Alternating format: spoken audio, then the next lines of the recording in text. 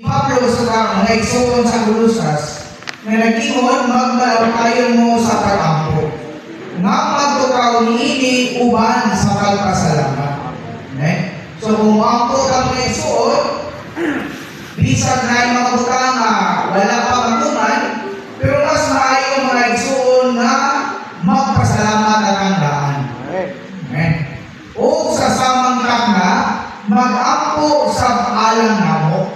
So, diyan igo nga nagasig si Pablo nga mag-ampo ang mga igsoon, biyasig usab niya mga igsoon nga iampo katong mga nag-alagad nga sama ni Pablo.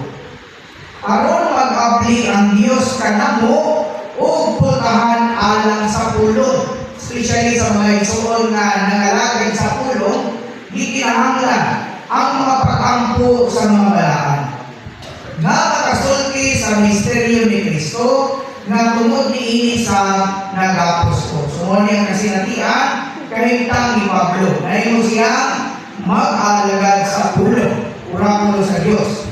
Aron makapadayag ko sa imon ni akon niini, imon sa ang narigod na kong isulti.